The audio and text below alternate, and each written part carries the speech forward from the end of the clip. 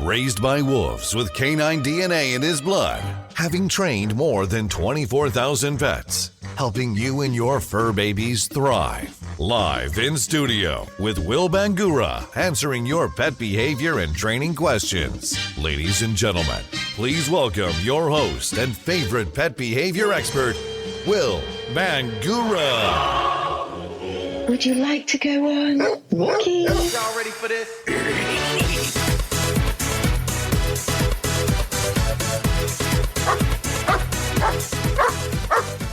Good day, dog lovers. Hey, everybody, I'm Will Bangura. And today I want to talk about something that has become incredibly controversial in the dog training world. And honestly, something that a lot of pet parents are genuinely confused about. And that topic is the idea that low-level e-collar, electronic collar, shock collar, whatever you want to call it. But the idea is that low-level e-collar stimulation is harmless.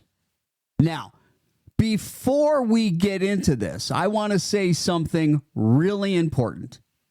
This episode is not about attacking pet parents. It's not about shaming people. Because the reality is, many very caring pet parents were told by trainers that low-level stimulation was gentle. They were told it was just a tap. They were told the dog barely feels it. They were told it's communication. They were told it's like a TENS unit. They were told it creates clarity. They were told it's safer than yelling. They were told it's modern, humane, and advanced. And a lot of good people believed that because they trusted the professionals standing in front of them. So this episode is not about blame. What I want to do today is talk about what the newer neuroscience is actually showing us about the canine nervous system, emotional learning, stress processing, and why outward behavior alone does not tell us what's happening emotionally inside the dog. And honestly, this matters because I see the fallout from this every single week in my work as a canine behaviorist. I work with severe aggression cases, severe fear, severe anxiety, panic behaviors, reactivity, obsessive compulsive behaviors, trauma-related behavior problems. These are not simple obedience issues. And over the years, I cannot even tell you how many dogs I've worked with where the behavior initially looked better after punishment-based training, but emotionally, neurologically, the dog was actually deteriorating underneath the surface. And that's really the heart of this conversation, because behavior suppression and emotional resolution are not the same thing. They are not even remotely the same thing. And I think that distinction gets lost constantly in the online arguments about dog training. You know, one of the hardest things for pet parents is this. The dog often does stop barking. The dog often does stop lunging. The dog often does stop growling. And naturally, the pet parent thinks, oh my gosh, it worked. And honestly, I understand why they think that. Because if you don't understand behavioral neuroscience, if you don't understand stress physiology, if you don't understand defensive survival circuitry, then of course it looks like the problem improved. But what modern neuroscience is helping us understand is that visible behavior is only one layer of the story. The nervous system is the deeper story.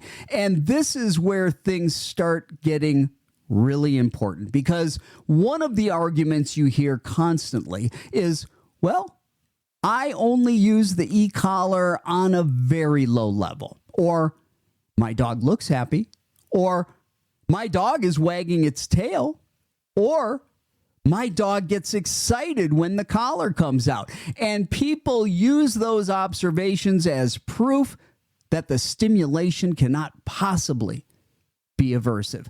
But neuroscience doesn't work that way. The nervous system doesn't work that way. The emotional centers of the brain don't work that way. And honestly, this is where dog training conversations often become oversimplified, because people think there are only two possibilities. Either the dog screams and panics, or the stimulation must be harmless. But there's a huge middle ground between those two extremes. A dog can outwardly appear composed while internally activating stress and defense survival systems. Humans do that too. People smile during panic attacks. People laugh when nervous. People freeze under stress. People comply under pressure. Outward appearance is not a direct window into the emotional state of the nervous system. And honestly, this is where the newer neuroscience becomes really fascinating. One of the things modern affective neuroscience has helped establish is that the brain has specialized systems for detecting threat, processing aversion, predicting danger, and creating avoidance learning. And avoidance learning is incredibly important here, because avoidance learning is fundamentally about preventing or escaping something unpleasant. That's the mechanism. That's how punishment and negative reinforcement function. And this is where the conversation gets uncomfortable for some people in the dog training industry, because if the stimulation is truly aversive enough to suppress behavior reliably, then by definition, the nervous system has to process it as something the dog wants to avoid.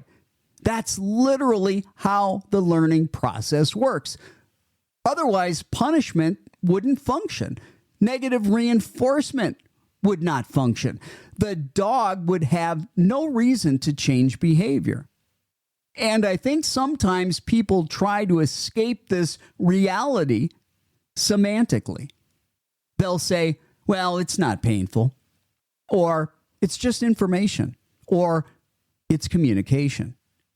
But behaviorally speaking, if the stimulation changes behavior because the dog wants to avoid it or terminate it, then we are still operating inside aversive learning processes.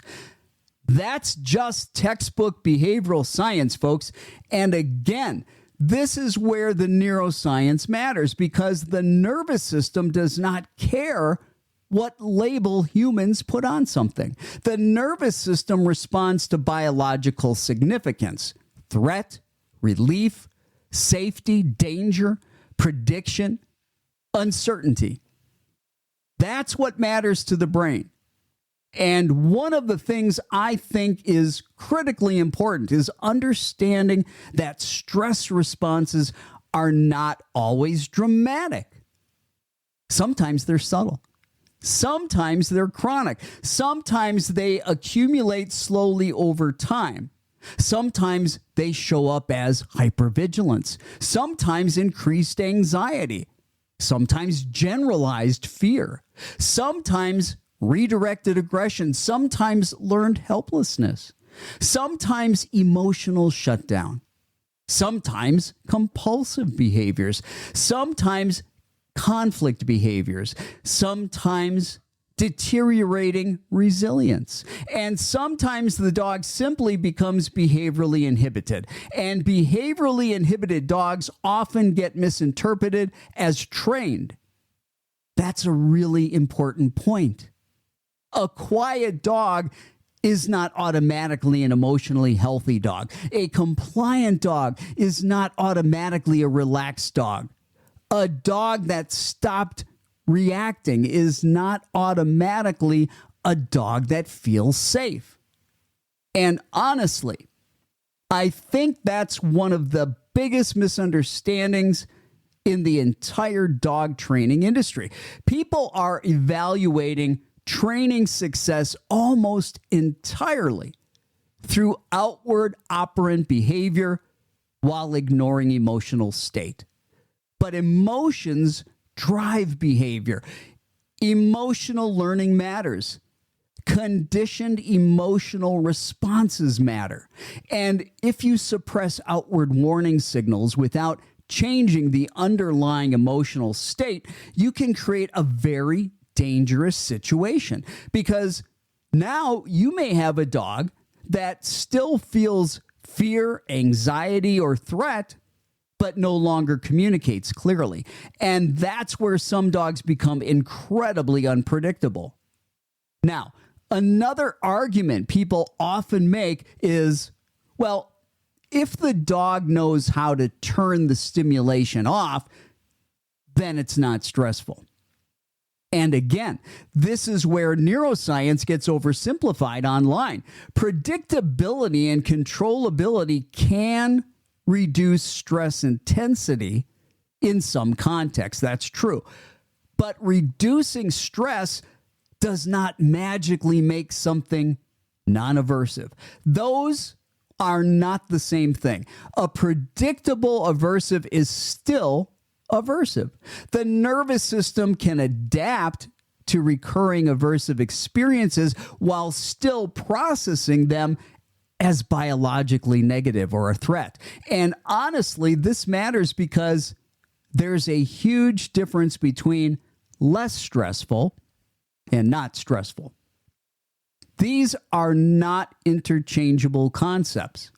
And this becomes especially important when we're talking about dogs that already struggle emotionally. You know, fearful dogs, anxious dogs, reactive dogs, aggressive dogs. These dogs already have sensitized stress systems. Their nervous systems are already dysregulated. And when you add more threat-based learning into an already dysregulated nervous system, you can absolutely worsen emotional instability over time. And again, I see this clinically all the time, especially with aggression cases, because aggression is very often rooted in fear, anxiety, conflict, stress, or defensive survival behavior. It is not dominance. It's not stubbornness. It's not the dog trying to become alpha. That's outdated mythology. And when fear-driven behavior gets punished, what frequently happens is the outward behavior temporarily suppresses while the emotional distress underneath remains unresolved or even intensifies. That's one of the reasons punishment can sometimes appear effective quickly. Suppression can happen fast. Emotional rehabilitation takes much longer. And unfortunately, quick suppression often looks impressive to people, especially online. You can create dramatic before and after videos with punishment. But long-term emotional stability is a completely different conversation. And honestly, this is why I care so deeply about humane, evidence-based behavior modification, because I want dogs to actually feel safer, not just look quieter. Those are very different goals. I want emotional resilience. I want cognitive flexibility. I want agency. I want curiosity. I want optimistic emotional states. I want dogs that can recover from stress. I want dogs that trust their environment. I want dogs that feel safe enough to learn. That's the real goal. And that's where force-free behavior modification becomes incredibly powerful, because we're not just suppressing behavior. We're changing emotional associations. We're changing conditioned emotional responses. We're changing how the nervous system interprets triggers. That's a much deeper level of rehabilitation. And honestly, one of the things I wish more pet parents understood is this: good behavior modification should make the dog emotionally healthier, not just behaviorally quiet. That's the standard that we should be aiming for. And look, I know this topic makes people emotional. I know trainers have built entire careers around these tools. I know people become deeply attached to methods that they believe helped them. I understand that. But science evolves. Medicine evolves, psychology evolves, neuroscience evolves, and our understanding of dogs has evolved dramatically over the last couple decades. We know far more now about canine cognition, emotional processing, stress physiology, fear learning, trauma, defensive survival systems, attachment, social behavior. We know more now than we did 20 years ago. And honestly, I think that should humble all of us. Because the more we learn about dogs, the more responsibility we have to listen carefully to what the science is showing us, especially when we're dealing with sentient, emotional beings that are completely dependent upon us. And I want to leave pet parents with this. If you previously used aversive methods because somebody told you they were safe, please do not sit there drowning in guilt. Most people were trying to help their dog. Most people trusted professionals. Most people did what they thought was best. The important thing is what we do moving forward. That's what matters. And the beautiful thing is, dogs are incredibly resilient. Relationships can heal. Trust can rebuild. Emotional safety can be restored. I see it every day. I see dogs that were terrified become confident again. I see reactive dogs become calm again. I see fearful dogs begin exploring the world again. I see aggressive dogs learn safety again. But it starts with understanding that emotional well-being matters just as much as outward obedience. Actually, I would argue that it matters more, because behavior is downstream from emotional state. And when we change the emotional experience, behavior often changes naturally along with it. That's real rehabilitation. That's humane behavior modification. And honestly, that's the future of dog training. Thanks for being here with me. I appreciate it. If this episode helped you understand your dog a little more deeply, share it with somebody who needs to hear it. And if you want more evidence-based education on dog behavior, aggression, anxiety, reactivity, and humane behavior modification, make sure that you subscribe, hit that like button, and if you love what we do, give us a 5-star review. I'm Will Bangura, and I'll talk to you again soon. Happy training.